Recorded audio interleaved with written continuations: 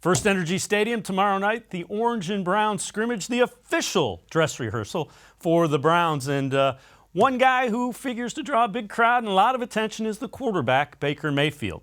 Expectations for the Browns are as high as they've been in quite a while, in large part to the fact that Baker-Mayfield claimed that quarterback spot. The Browns have added some star power on the offensive side of the ball, Odell Beckham Jr. and Kareem Hunt. On the defensive side of the ball, Sheldon Richardson and Olivier Vernon. Mayfield and the players seem to be embracing the high expectations as well as anybody.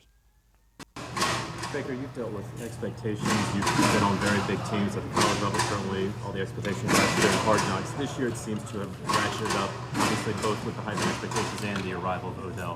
How do you personally deal with balancing all of that? It's not just the arrival of Odell, it's just the, obviously he brings his own media fame and everything like that, but it's also the talent level that we added with him and all the other defensive players as well. It's every guy we brought in here to win. You got to raise your expectations within the building. Nothing outside matters, and just realizing the standard we need to set every day. And that's why we brought in guys like Odell and some of the others. Is they know they need to win. They know what it takes, and we need to stress that. Do you look around the league at all at what some of your peers did in their second year, Patrick Mahomes and Carson Wentz, and kind of see how good these guys can be this early in their career? I'm worried about doing my stuff, but it's obviously great to see guys like that have success early on. It just kind of, it breaks the mold of, having the rookie learning process. And those guys, they adapt quickly. So that puts the pressure on other guys. But at the same time, I'm still trying to do my own thing. Does any part of you say that's a lot to ask of a guy that's in his second year? Absolutely not. There's a reason why, those guys were drafted that high. I was drafted that high. And just, people know what to expect. And also we know what we need to do to accomplish the results we need. Now that Dorsey's brought in all this talent, chemistry seems to be so big. Do you think that's going to take quite a while to get it together, or do you see signs? No, chemistry is definitely the issue now. Definitely, we're getting on the same page, being able to communicate was, what he stressed on very early in the process, and now it's being able to execute. And like you said, chemistry is a big part of it, but being able to talk through things and, get as game-like in situations as possible to where we can realize how we need to throw the ball, where it needs to be thrown. But yeah, that's what we're stressing. How important is your leadership in building that? Very important. I think it's important for everybody, to make sure that I'm saying the same things and relaying the same messages that Freddie is, that our receiver coach is, and we're all saying the same things. Like I say, you got to be on the same page, and so that's what some of these guys need to be hearing is the same voice of reason. Does it help you to be able to be yourself, like you said last year? It wasn't the case. Absolutely. For those guys to see the same guy every day, they know what's expected. They know I'm going to push them. They know I'm going to push myself. So it's nothing personal when it comes to getting after somebody, and I expect them to hold me accountable as well. And that's the beauty of having guys that really want to win. Like chemistry being the team and this kind of a different offense a little bit. Is play time in preseason more important this year? No. It can go both ways. I would say as many game-like situations you can get are great, but that's why we do situational stuff here, because you're not going to get those in preseason. You're not going to get like the 2-minute drill where you need to score in preseason with everybody that's going to be in there. It's just that's why we're practicing really hard and harping on these guys to play smart football. So, we'll see how we handle preseason playing time, but that's not my call. When you yelled the other day at the scramble drill, did you afterward talk to the receivers about it, or is it just? Well, yeah, I'm not a jackass. You got to talk through it. I'm gonna harp on it, and then I'm gonna talk to them. Those guys know that that's a big part of our offense, and they know that. It's just the fact that if we get lazy and we let things slide, we need to be over-communicating right now. That's what the good teams do. Like I said, we got to be on the same page. Is there an appreciation from guys like Odell that you're holding him accountable that way? Absolutely, and I think there's an appreciation from my end that he's able to come communicate and talk through things, and it's just having that open relationship. Obviously, there's a chain of command. What Freddie says goes, but just being able to talk through things and see it from their perspective or mine is really good.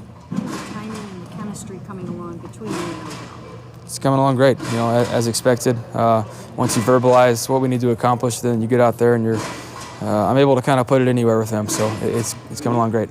Do you feel the this is a more physical camp than the first one? Absolutely. You know, we're expected to, you know, when we need to run the ball, and the defense, when they need to stop the run, they need to stop it. And that's just what this division's about. You know, I know everybody talks about the receivers we brought in and what kind of offense we could be, but we still got the same offensive line, and we still got Nick Chubb in that backfield. So we got to be able to run the ball physically, put the tight ends in there, put Orson in there, and be a downhill team when we need to. You know Freddie, you got to know him last year, obviously. In this role, is there anything that struck out early on in this camp? About Freddie? Yeah, just the way he's running as a head coach, the way he is out on the field, all that.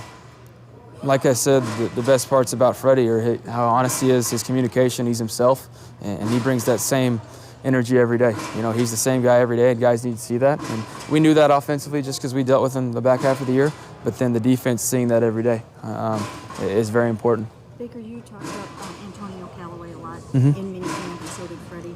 But we've been seeing him run, kind of a lot with the second team, sometimes with the third team.